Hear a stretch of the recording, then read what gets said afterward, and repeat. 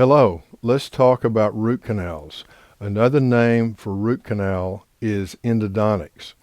Now, these are some questions that have come to me about root canals. What is a root canal? How do you know if you need a root canal? Does it hurt? Why do you place a crown on a tooth oftentimes after a root canal?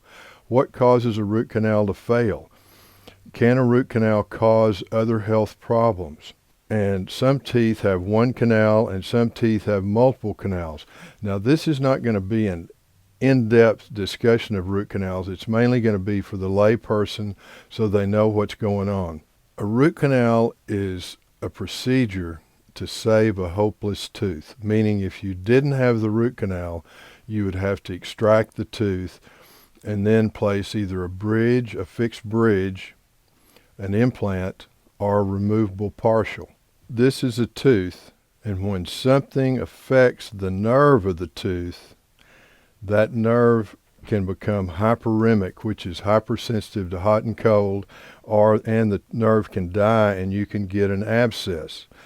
That could be decay, which is like this, into the nerve of the tooth or close to the nerve of the tooth, like this, and when the nerve becomes infected and dies, you get an abscessed tooth, which is infection of the nerve. Now you can see on this skull, this nerve that runs from the brain down into the lower jaw all the way to the anterior teeth. So sometimes you can have a bad tooth back here in the back of the jaw, and the patient will swear it's a tooth up here in the front of the jaw because of this circuitry, this nerve circuitry, and it makes it feel like it's up here. So what do you do? What are you doing when you do a root canal? You make an opening in the top of the tooth and you place these files down in the root of the tooth. The root of the tooth is hollow like a PVC pipe, and the nerves run up into that hollow part like wires in a PVC pipe. And that's what innervates and nourishes the tooth. And when you do a root canal, you're removing basically the wires from the inside of the PVC pipe with those files. Now, many of us use mechanical files that turn this way, and they clean it out, and then you irrigate it with a solution. So the objective of a root canal is to have a completely cleaned out root, so that it's hollow like a PVC pipe that's had the wires removed. Then you fill it with an inert material like gutta percha with sealer, and that fills this completely. And gutta percha is inert, meaning you could place it into the bone and you're not going to have a reaction. Now, how do you know if a tooth is having a reaction to something? Say the root canal has failed. You get a radiolucency or dark area around the tooth like this, and that means that the tooth is responding to something. So if you don't have a radiolucency around the tooth following endodontics, then you know you've got a good, solid, properly done root canal. What would make you think you need a root canal? Well, it could be sensitivity to biting pressure or sensitivity to hot and cold. Sometimes if you're preparing a tooth for a crown and you're preparing the tooth down onto the root of the tooth, that's very close to the nerve. And you might do a prophylactic root canal just because you know the tooth would be hypersensitive following the crown preparation. If the tooth was not in the aesthetic zone, i.e. the anterior part of the mouth, then you might just keep the tooth preparation up on the enamel and not go down to the gum line. So you would not have to do endodontics on that tooth. But if it was in the aesthetic zone, and especially if the person had a high lip line, so that you had to prepare down onto the root of the tooth, you might do a prophylactic root canal just because you know the tooth has a 99% chance of being hypersensitive following the crown preparation. Remember, a crown does not make a tooth less sensitive. If anything, if you do prepare onto the root of the tooth, it can make it more sensitive. Why do you place a crown on a tooth following a root canal? Normally, you only place the crown on the tooth if it's a posterior tooth following root canal. If it's an anterior tooth, these teeth are smaller, and normally oftentimes you don't place a crown on those teeth because you don't want to remove tooth structure on the inside of the tooth with the root canal and on the outside of the tooth with the crown preparation. Now, veneer is more likely to be placed on an anterior tooth if the tooth turns dark, and sometimes it can turn dark after endodontic treatment. I've got a video on treating that if it were to happen. With that in mind, a root canal is an attempt to save a hopeless tooth, a tooth that would have been lost. What's another option? Well, you could extract the tooth, and if you extract the tooth, then you'd place an implant like this that goes down in the bone, or you could place a fixed bridge, or you could place a removable partial denture to replace the missing tooth. This is a fixed bridge that connects to the teeth on either side of the edentulous area. So those are your options. In my opinion, for me, I would have endodontic treatment, and if it's a posterior tooth, a crown, before I would extract the tooth and have an implant placed. Like I said, there are those that believe that endodontic treatment can cause other health problems or cause problems with other organs. There's no scientific evidence to support that.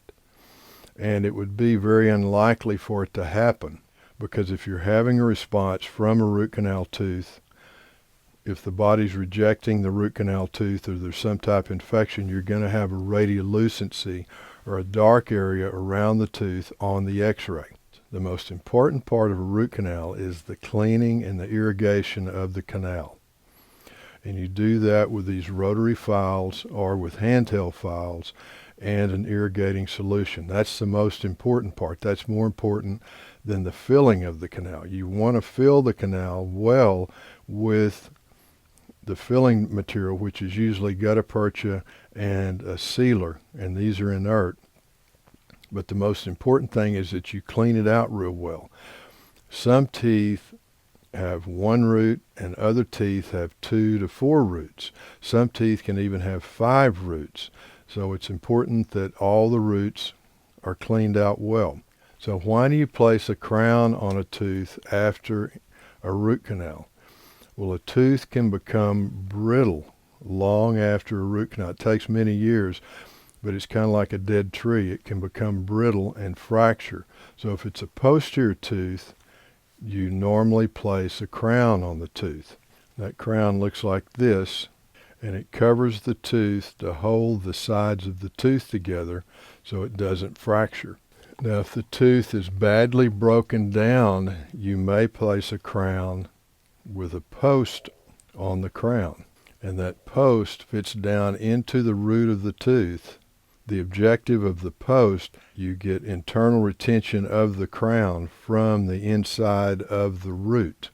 There's a difference between an implant and a post. With an implant, the tooth is extracted and the implant goes into the bone like this, and the bone grows into the implant.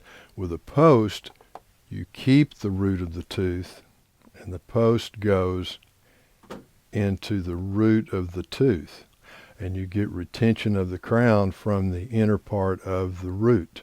So how long does a root canal last, and what could cause it to fail? Well, they could last indefinitely.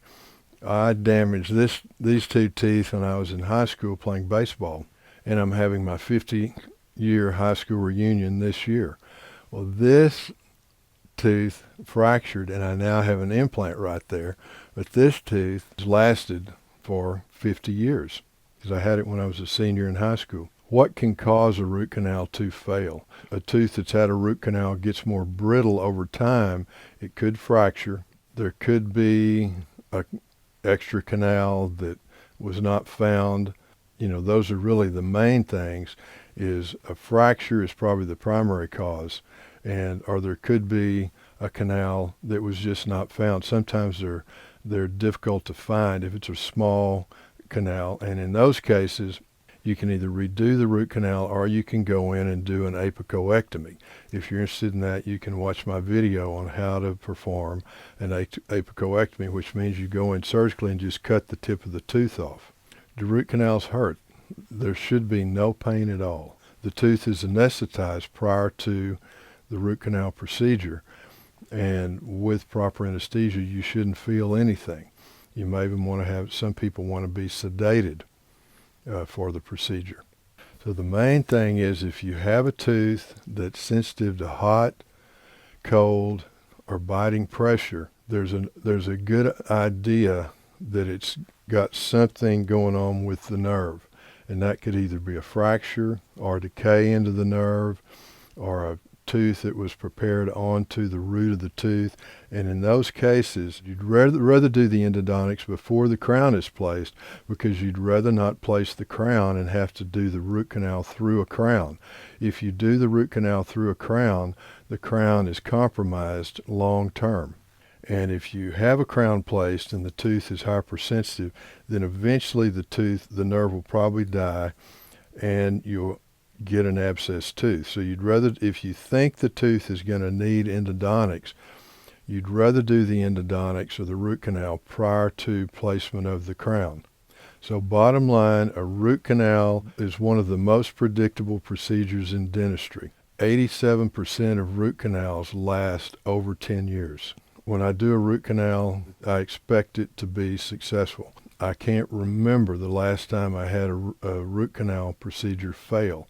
I've had at least 4 root canals myself, just from athletic injuries and things like that.